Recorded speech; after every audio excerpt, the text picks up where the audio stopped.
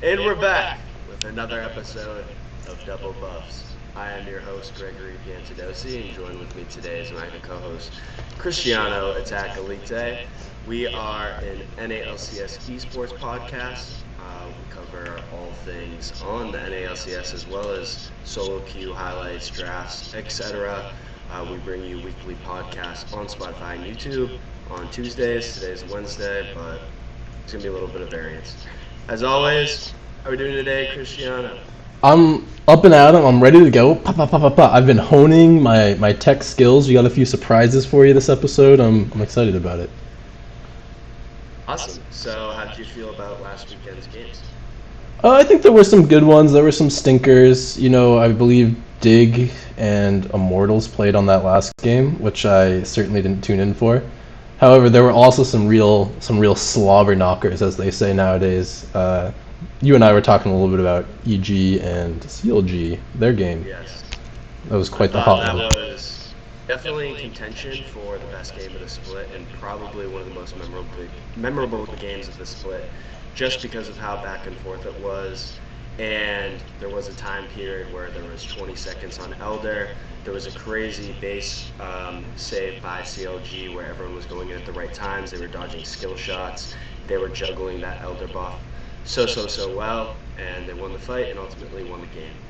Yeah, I think it's also interesting because I feel like people were looking at this matchup to kind of see if CLG could prove themselves as like actually a good team, actually one of the top teams. Because I believe their strength of schedule during the 3-game Super Week was kind of lower, I believe. I don't remember exactly who they played. But EG is looking like one of the prime forces in the league, and CLG was, fairly convincing. They went toe-to-toe with them. Yeah, they lost to FlyQuest the day before, which was a little disappointing, but beating Evil Geniuses definitely makes up for that. The FlyQuest game, they came back from a big deficit, ultimately lost from Baron Throw. But the EG game is a really good sign for them, especially because I kind of feel like they're probably the two most aggressive teams in the league. It's kind of like, I feel like a lot of people are viewing CLG as maybe not quite that good, but I also personally view them as kind of like an EG light. But that game serves well for the strength of NA as a whole going forward. Yeah, well, I kind of wanted to pick your brain a little bit today. Because I have in my head kind of like a few clumps of teams that are like different tiers. So I feel like TL and EG, for me at least, are still like in this tier 1 of teams. And I honestly still feel like CLG are even below Cloud9 and 100 Thieves still in my head. I don't know if they just haven't proved themselves in enough games, or I don't know. How do you feel about that? Do you think they're looking better than 100 Thieves? I'm on the CLG hype train personally. I actually think they are very good. Right now, I think they're tied. I think Team Liquid, Evil Geniuses, and CLG are clearly the top 3 teams. I expect by the end of the split, it will be Team Liquid, Evil Geniuses, 100 Thieves, Cloud9 as our top 4 teams, and CLG is going to be like one step below them, but they're going to be a real force come playoffs. Right. Yeah, that's kind of how I feel. I feel like I even feel like CLG has done really well in the beginning of splits previously, and then sort of like you said, fallen down a little bit more. It's funny you say. Yeah, what's up? The difference with this is like how they're winning in their macro play. Dokla looks really good. Palafox and Contracts are a great duo right now. I mean, they built this roster behind Palafox and Contracts and wanted to go for an extremely aggressive style, but Contracts was just terrible last split. But their bot lane in Poom and Luger was actually very promising, especially in the lock-in tournament, if you remember. So now with their non-inting mid jungle synergy, I don't even remember who their top was, but Dokla's really good. I can tell you who their top was. I think it was Jenkins, the much maligned exactly. Jenkins. Dokla was actually on Hotline League today, and I gave it a listen as I was working, and he mentioned that when he joined the team, there was like a question about, oh, were you a little nervous coming into CLG? They are historically, or recent history, are quite bad. So, and he was like, no, they fired basically everyone on their coaching staff, and so he saw it as like kind of just a whole new team, like a fresh infrastructure, fresh organization. Yeah, that's a good way to say it. I listened to Hotline League today too. Oh I yes. thought Dokla was really funny. He had such a great personality and like dry humor. He seemed like someone. He seemed like exactly the type of person I would want to be friends with. Someone that plays League of Legends, is like a really cool dude. Yeah. Who did they play against? Oh, FlyQuest. Yeah, FlyQuest beat them, like you said. And I remember he said on Hotline League, like, my Udyr and bot lane were just trolling, and he's just like flaming his team on the broadcast on their show, but in like a lighthearted way. I'm sure that his Yeah, he teammates was were like, laughing he was like, along. yeah, contracts was shit last Yeah, yeah. split. So not only are they doing well in terms of gameplay, you know, the LCS can always use more personalities. That's one of the things people are always talking about they're lacking. So Dokla coming in clutch. Mhm. Yeah. So aside from them, I mean, I am a little bit worried about 100 Thieves. I think Oh. Abadage, he like consistently has just been bad. Split after split, it seems like he's declining or he's having slow starts. And it clearly seems like it's stemming from a motivational issue. We've talked about this a few different times where like, he's just good at League of Legends. That's why he's pro. It's not like he's like, oh, I guess I'll be pro. It's not, I'm gonna train to be the best. I'm not gonna try to be better than Faker. Now you have him getting like nearly solo killed by Jojo Pion, all these different plays where he seems like he's the weak link of the team. And last split, it was really 100 Thieves and Evil Geniuses that were kind of our two aggressive teams. But Closer can't really be activated as well in the early game when your mid lane is just that dog shit. Yeah, well said. I mean, in the Cloud9 game, 100 Thieves Cloud9, that was another more interesting one, which was also sort of Cloud9 trying to prove if they have stepped up. But Abadage was, I have the stats somewhere. He was 0-4 on Azir at 30 minutes. Azir is like pretty safe with that dash, with his ultimate. Abadage, I believe, is like traditionally known for his control mages, such as Azir, and he's just straight trolling, and it's hard to watch. Azir's a hard champion. I'm pretty sure on most people's metrics or like opinions of champions, he's like the hardest champion in League of Legends. Just from talking solo queue and hearing people talk about him. On the 100 Thieves roster, Huhi used to have an infamously bad Azir when he was on CLG. I remember there was one MSI where the entire team, it was kind of like they were just running. Like, there was this situation where the other team was chasing them and CLG was fleeing, and Huhi just ultimated. It's like a little barrier to try to like slow them down a little bit. And it was just so terrible. Like they were coming from this way, and it was like right here, and it stopped absolutely nothing, and then everyone died. Yeah, so it's tough though if you're thinking about. So they've obviously been together so long is like the main thing of this team. How long? It's been like I feel like 2 years or something.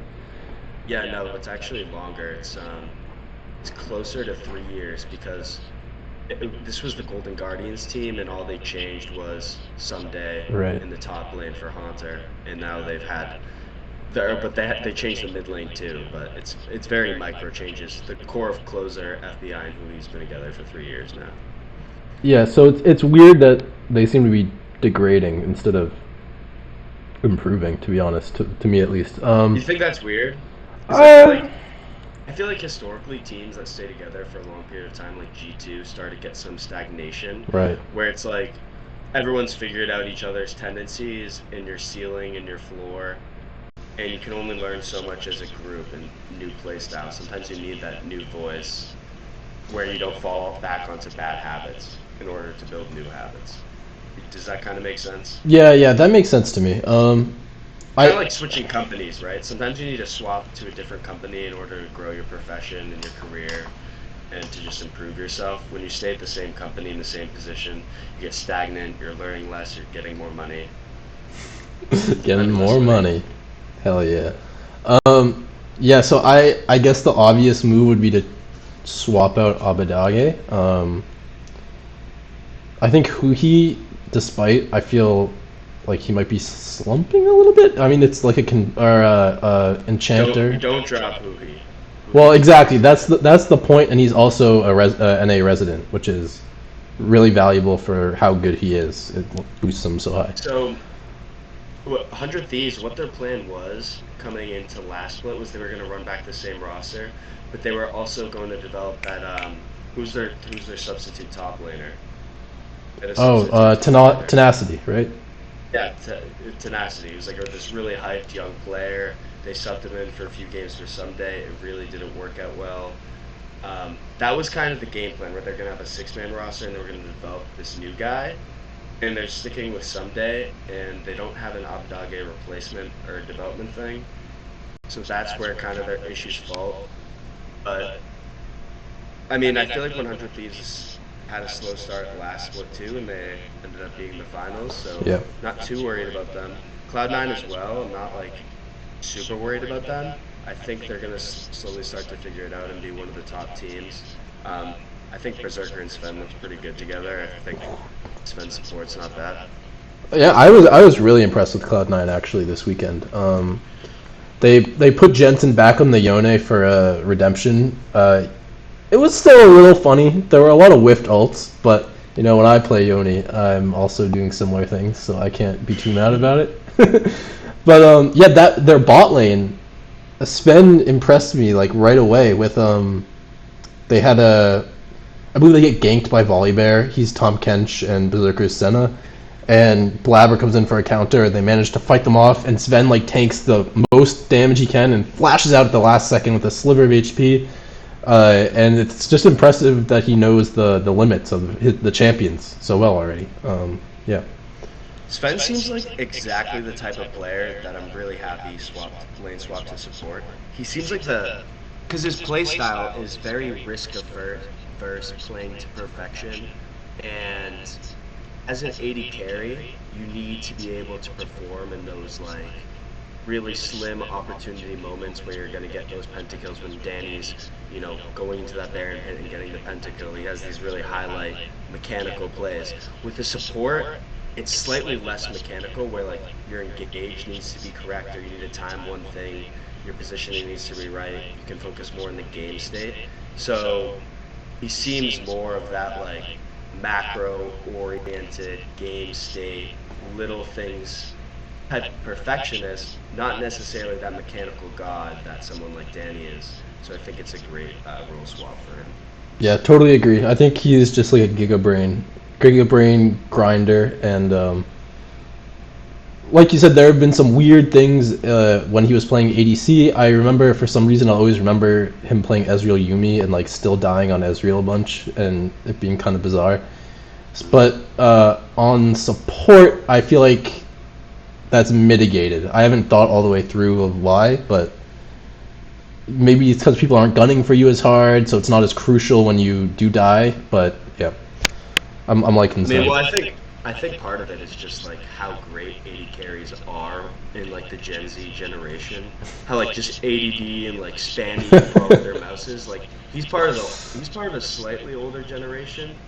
You know what I mean? Mm-hmm. And it's also funny how C9 keeps trying to get rid of Sven, like split after split after split, and he keeps coming back. This time it's in support. Yeah, last split was like not even playing. He was like in the background just scrimming. Yeah. No, he's sticking around. They're trying to substitute him out with King. He comes back. Blah blah blah. Yeah. Anyways, we got some other teams to talk about. I just want to link to. I don't think we're gonna talk much about Dig probably, so I just wanted to slide something in about their game versus C9. They were actually winning for like a majority. Real fast. Yeah. We are recording right now, right? Yes, we are. 14 minutes in. Yeah. Okay, go on. So that game versus Dignitas Cloud9 had, I think it was on day one. Dignitas was looking actually very, very competitive, which I was impressed about, and it was kind of tragic. They lose like one big fight in Cloud9's jungle, where I think Berserker is on Senna. Oh, is that Senna Tom Kench game? And he's in his shroud, and he has Blabber's Wukong in there with him and one other champion, and Dignitas just like walks into them, all grouped up in the jungle into Wukong, just like, we don't know who's in the mist, but woo! And they. Do you have a clip for this one, or? No, I don't have a clip for this one. But yeah, so Ooh, what's up? And they just like throw the whole Anyone in game there? right next to Baron. Cloud9 sweeps in, takes Baron. So I mean, it's just one of those classic things with like less than stellar teams where they will get a lead and not know how to close it out and choke it away. It's hard to see. Hopefully they improve, but that's kind of all I got for Dig. So I figured I'd throw that in. Yeah. If I had to like have done my summer split rankings, I'm hearing a little bit of an echo, by the way. Oh yeah. Just a little bit. Anyways, yeah. Is it not coming through your headphone? Your headset? No, it's coming. It's definitely in my headset. Anyways, if I had to have done a summer split power ranking, I probably would have put them like higher than most of the other teams, along with Immortal, CLG, and them. I think I would have rated pretty high. I mean, CLG is doing well, but Immortals and Dignitas are down in the dumpsters. Yeah, you can say that again. Jeez, I don't know if I'm gonna watch a single Immortals game this split. I don't know if I can do it. But You're gonna improve. yeah, hopefully. I mean, it's hard to see. Like Revenge, I feel like is a bit of a popular figure, and he's just getting slapped around. I like him. Split Yeah. after split. Yeah. Solo Q God. Anyways, TSM, Cloud9. I mean, TSM, Team Liquid. Two more of the current top 5 teams we need to talk about. Takeaways. So I got a lot for TSM. I got some clips. I got some words. But yeah. So Maple really impressed me this weekend on his Zoe, especially. That he's like kind of known for that, as I understand. And he really showed it against Team Liquid, which is like premier competition. He was actually just kind of styling on them, and that's where I have a little clip for us to watch together. I'll just talk over it, I guess. So we see they're in the river here, bot side river by Dragon. TSM is grouped up with 4 members. Hooney's TPing in for the 5th. And if you track Maple down here, he's by the Dragon, he's throwing 1 Q, he hits it onto Ezreal. He's coming around the back. The amount of skill shots he hits is absurd this fight. So he's sort of, cutting around. He picks up a dropped flash, and they're posturing in the Dragon area as people love to do. And here we go. Maple in the back. He hits one, hits another one. He gets a nice auto attack in. He misses one. He misses 1 Q there, and I believe that's the only one in this whole exchange. He chunks out Core JJ. He flanks around the side up in that little passageway. Here comes another one. He sleeps Ezreal, slams him for like all his HP. Whippo's going down to him, and then he just beautifully cleans up the rest of this fight. He flashes over the wall. Cleans up to Ezreal. Yeah. So just really impressive stuff by Maple overall. I don't know if you got anything to say. I'm sorry you couldn't see that. Yeah, you can let me go in a little bit. I have stuff to say. Let's hear it. All right. Let me speak, bro. All right. So these, I will say these foreign Eastern Zoe players seem to be the bane of NA. It's a really high skill champion that, when it comes down to, no one in NA can really play to the same skill level as like a Caps in Europe or some of these Eastern mid laners. We've been dunked on in international tournaments time and time again.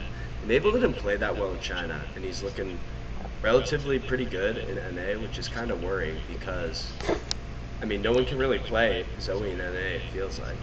It's one of those champions that always pops up at international events, has that long range poke. I mean, it's kind of Maple's play style. Like, he has that Twisted Fate, he has that Zoe.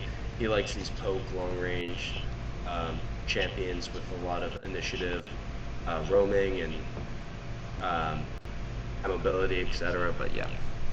Yeah, I think I mentioned last week that Maple, I don't know if it's a great pickup. He was on like a bottom half LPL team as like I think he was the B string even, and now he's in NA like styling on our best team. So I don't want to draw too many hasty conclusions, but yeah. Well, with that game, I was watching Core JJ a lot, and he was missing Q after Q after Q after Q. It was basically a 4v5. And also, I mean, like, Bjergsen hasn't looked extremely good mechanically. It's really just like Whippo and Hansama are the like Core JJ, Bjergsen, and Santorin. Their mechanical ceilings, at least from the last two splits, from what I've seen, aren't like as high as some of the young guns that we've added into this thing. It was just supposed to be that their macro's supposed to be that good, their leadership's supposed to be that good. They're supposed to have this really strong mental. They ended up getting 3-0'd, or they got reverse swept last split by 100 Thieves. They got 3-0'd by Evil Geniuses. I mean, I'm a little worried for this team going forward. For the Team Liquid team, right? Yep. Yeah, they had a shaky weekend. I think they won against FlyQuest despite it was like a big old comeback that they had to pull off, and then who else did they play? Oh, TSM, right? They lost to TSM. So besides Maple on TSM, I feel like the other person who's really stepped up is Spica. I don't know how you've been feeling about Spica. I got another clip about him. I don't know if he's stepped up. I think he's always been super good, right? Right. His teammates aren't the best in the culture. Right. So there was not a famous tweet, because I wouldn't really classify them as esports people as famous, but he tweeted, here, I'm going to pop it up. I got that too. Pop up the tweet. Where he said, here, I'll read it to you, Greg. The narrative has gotten out of hand. No one on the team was against Shen Yi shot calling. In fact, when he first told us, after going 0-4, we all agreed. No player played a part in deciding his benching, and it was not anything gameplay related. And then this is the part that really made people raise their eyebrows, where he said, I wish my only job was to jungle. Which sort of implied that he was taking on a lot of slack that like those terrible TSM players couldn't hold, and it was affecting his performance. And now he's got like... I think that implies like he also has to be the mature one of like the team, and just has to pick up like he's doing child work, you know. He's running a daycare, yeah. But now you have Maple, who's come in, sort of taken some of that load off, it seems like. So Spica's been looking great. I got another little clip of him, I guess. Same game or different game? Same game. They are 2-3. Yeah, it was the same game. It was just against Team Liquid, so I figured 2 Team Liquid clips were kind of impressive. So got my clip, and I wish you could see it, Greg. But it's just I think I actually can share my screen. This might work for you. Alright, you can just play it. Okay. So it starts off with Tactical dying in the bot lane, which is, don't get me started on Tactical actually, because he's being tragic this year. But yeah, should wind up for a second. There's a bit of a wind up. But yeah, I also want to talk about Tactical after this. But yeah, so you see them in the river here. Spica's playing Viego, which is like a classic pop-up champ. And he's just playing this really well. He's keeping at range, so he's not taking too much excessive damage while he's throwing his Qs out. And it's looking kind of iffy here. His support goes down, and he absolutely pops off. He ults in on Viego instead of ulting away, scared, and he gets a triple kill, just like chain resetting off people. And I was just very impressed by such a carry performance after last year. So yeah. Very nice. TSM. So what's the problem with TSM? Is it Huni? Is it Tactical having good days and bad days? Or is it the culture? Dude, oh my god. I don't even know if you can say Tactical has good days. This guy triggers me so hard. First of all, I mean, I get the urge of TSM to be like, we can play anything, but like picking this guy who's dying so often, Callista, this early game champion, where you kind of need to play it cleanly out, get a good advantage, not get first blood, and then die immediately after 2 times and be 1-3, which is exactly what he did. I don't know, it just doesn't make sense to me. I've heard that he's a really like confidence-based player, so it's probably just like a never-ending slope downwards as he gets wrecked more and more. I mean, even last split, or not last split, 2 splits ago on Team Liquid, he was having a lot of these instances when they had whatever his face is in the top lane. He was having a lot of these like inty moments in the mid game where he's playing overly confident, overly aggressive, and I don't know if I'd equate it to being overconfident. I would say it's more of being lazy and just not staying focused over the course of a 48-minute game, over the course of a 30-minute game, over the course of an entire week, over the course of 5 scrims on top of one another, doing this split after split. Some people just can't handle that, where they kind of zone out a little bit. They're not thinking as much. And when you're in Team Liquid, which is a highly competitive team with a lot of like big voices, people are going to get on your stuff a little bit harder than maybe TSM, where Spica's 19 years old, Huni is like more of a lackadaisical, funny personality. He doesn't seem like they have as many big voices to really. He doesn't have Core JJ micromanaging him in the mid game, right? So. True, yeah. So I don't know. We'll see how he pans out. And then Huni, I have my own gripes with him. He's got to be like the richest man in the LCS at this point. Not actually, but. And I was just thinking, like, what if TSM this split picked up Dokla instead of CLG, and like how that would look. And I would love to see such a thing. But I feel like TSM scares everybody off of their organization at this point, so it is what it is. And their support looks pretty good too, Mia. Actually, yeah. It's a guy, right? I think so. Let's just. I mean, it's missing in action. I assume that's a different. Yeah.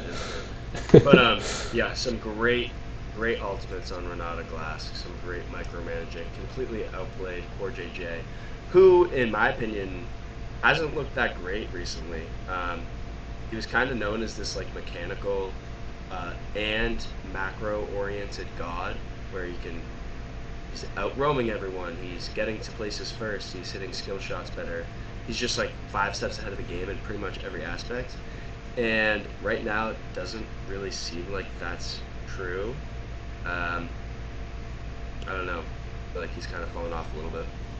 Yeah, Hansama as well a little bit, I feel like, or I mean that could be connected. It's hard to separate the AD and support their performances, but it's just worrying, especially when Bwipo was coming out and saying, we're going to be a bot focused team, I'm going to play weak side, and then it's like your bot lane starts choking a little bit. I don't think the world's crumbling or whatever. No. I'm just saying, if Team Liquid's going to be the team that like is NA's pride at Worlds, or like the best team in the split, which most people were expecting, Core JJ is going to have to be a little bit better mechanically, and so is Bjergsen, right? They're both kind of not up to par in terms of mechanical prowess. It's mainly Bwipo and then Hansama in team fights, because he's more of a passive laner. Yeah, for sure. So I mean, I guess my question for you is like, where do you put TSM in like a ranking? I think they'll finish the split in first place, pretty like handedly. I mean, sorry, I said TSM. Oh, TSM. Yeah, Team yeah. Liquid, I thought first. Maybe I said Team Liquid. I'm not sure. TSM, I think, is middle of the pack. They're basically just a worse version of CLG, who's a worse version of Evil Geniuses. Well said. Yeah, I mean, I kind of put them smack dab in the middle, because like I think they're worse than CLG, probably worse than Team Liquid, despite beating them. Team Liquid just kind of ironing some things out. Probably worse than EG. Probably worse than Cloud9. It's just a bad Bard game by Core JJ in a really good Renata Glass game. That's what it boils down to. I think what's a really interesting matchup? 100 Thieves TSM. I would like to see that, because it's. Well, I think with TSM, they're kind of all over the place. They're going to have some good games, some bad games, blah, blah, blah. I think 100 Thieves has been pretty consistently showing, like, slow starts to the split when it doesn't really matter. They start try-harding when it matters. They, like, learn a lot within a couple week time span. So I'm not too worried about them. TSM, on the other hand, you never know when a new Reggie article's coming out. Double Lift's gonna say something. I mean, you never know with them. There's always something off. It's always spicy, yeah. I really loved how. Oh no, yeah, keep going. Yeah, no, I mean, no. I was just gonna move on the conversation. But yeah, go. What were you gonna say? Nothing. I was just gonna say something about it being funny how Reginald posts like these official findings on like his bullying thing, like on his personal Twitter account, Reginald Bro or whatever. He's like the CEO of TSM. What are you doing, man? I don't know. Yeah, anyways, that's all the LCSI talk I have. If you are a new listener and you've made it this far and are interested in some of the more bottom tier teams, apologize to you, but I have nothing to say on them. I don't think Cristiano has too much. But how has solo queue been going for you recently, Cristiano? I mean, let's talk a little bit about solo queue. A little bit also about picks. There were a couple funny picks in LCS. That Mundo support, which I never thought I'd see. I checked it out. Oh, are we still recording? Swoller troll. I don't know. I mean, Mundo support, Swole or Troll. I don't know. I think it was Swole in the matchup it was in. Sorry, one sec. I'm looking at us. We look frozen. We're back. Okay. I think it was a really intelligent pick. Oh, what's happening? What are you doing? Are you trying to show a picture of it? No. I'm not trying to. It's just our cameras are frozen. I can cut this bit of audio. I think you're frozen. Yeah, we're back. Okay. Or no, I mean, I think it's just frozen on your screen. Oh, Anyways, okay. Mundo support, love the idea, the creativity. I actually didn't catch the full draft, but the way I presume it went is they picked Mundo as 4th pick when they still had their top and support leaving for last pick. So you have Mundo, then the other team picks Gnar, or picks Fiora, which is a good matchup into Mundo, but then you get the Gnar, which is a good matchup into Fiora. You flex the Mundo to the bot lane. In a durability patch where Mundo only has to be a meat shield and he's kind of running around and just throwing Qs and messing with people, I mean, it makes sense as a pick, as a flex. It's kind of like one of those cheese things where it's almost like a trump card, like you use it once and it's never going to work again. So it's nice to see there. It would be hyped to see in a series a pick like that. Those are the picks that make or break an entire series. For sure, yeah. Yeah, they played it into dual AP bot, which I think was quite nice for them. And then, yeah, the other thing was Danny played Leandri's MF, which was kind of funky. Seemed pretty strong. I mean, it gives the mythic passive is cooldown reduction, so he was throwing E's off left and right, pa pa pa pa pa. And the casters were mentioning the amount of damage that it did, because you can track your mythic damage, and it was doing more damage than some of the champions in the game did all game. It was insane. So that's. Well, I wonder if you can just get that from MF support, because that's one of the premises behind taking her in the support lane. True. Yeah, you have a lot of CDR. I guess you get Leandre's faster, which is kind of not the easiest build path per se. Yeah. In terms of solo queue, I actually haven't played a lot. I've been on a bit of a business trip. My first business trip to the Big Apple. But so I've seen a few buffs. I see Seraphine got buffed, which we've been seeing her a little bit more pop out in the meta as I think both an ADC and a support. Mixed feelings, kind of boring champion, whatever. But Greg, one certain slinky, sneaky, shady kind of champion got a buff. Your favorite clown. Main champion Shaco got a buff. It's not as crazy as you think it is, because it's really just a scaling thing. They took away some health growth and armor growth, and they just improved some ratios. So I mean, early game it's not that big of a difference. But once you get into late game Shaco, AP is already pretty weak, and then AD is pretty glass cannon. So I assume with durability updates, it's just in the late game he's not able to be as glass cannon as he normally is. AP is a little even extra weak with the durability stuff, because it's hard to deal damage late game. Their boxes, because people just kill them before they even turn invisible and whatnot. But yeah, some nice insight from best Shaco in North America, or yes, one of them. Yeah. One thing I've been doing recently, I haven't been playing much solo queue, but I've done a 24-hour fast the last 3 days in a row. What? So I eat a really big breakfast, and then I don't eat it again until breakfast the next day. All right, that's for a second I thought you meant you didn't eat for 3 days. I was gonna be like, dude, how are you on this podcast right now? Yeah. 72-hour fasts are really good for you, The way you did it, or not eating for 72 no, hours? 72. Not eating for 72 hours. You have to do it like intelligently, and you can't do it too often. But it's a great thing to throw into a diet. Is this like concept with like? Do you know what apoptosis is? I think you told us about it last week. Yeah. So it's like autophagy or whatever when you get into like an 18 to 24 hour time frame fast, like your body starts like excreting a lot of nutrients. It regulates like it's just super good for you. Yep. Well, but I have been very hungry when I do that. Yeah, dude, I can imagine.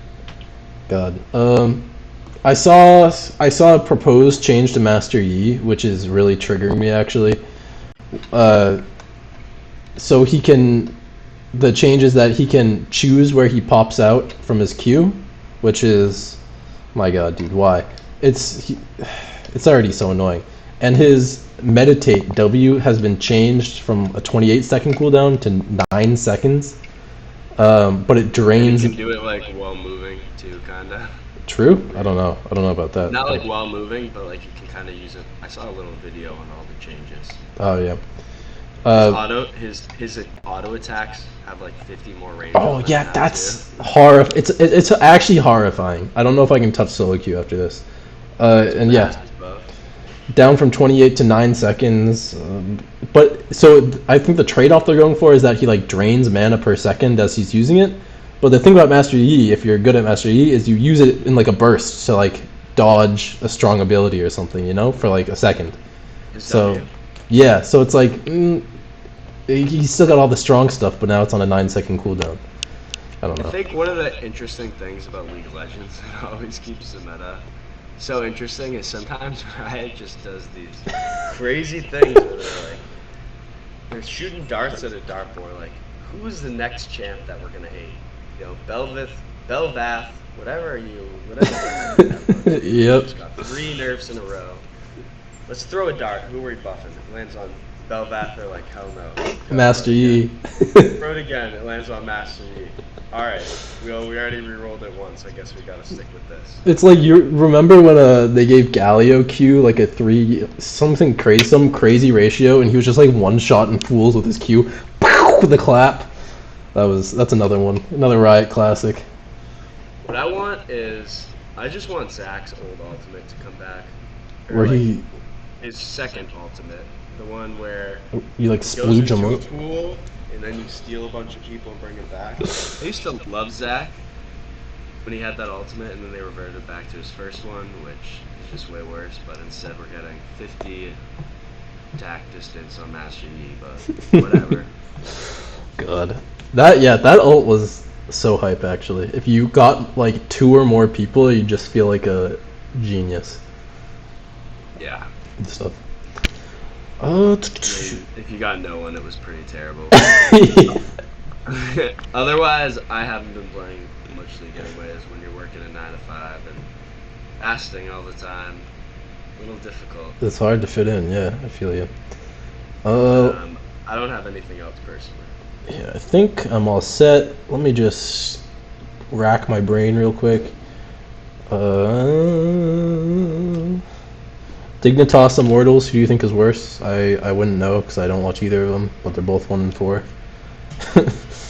But yeah, I guess that's all I got, Gregory. Sweet. Alright, so I'm going to give the outro, and you're going to end it after the outro. This has been episode 21 of Double Buffs.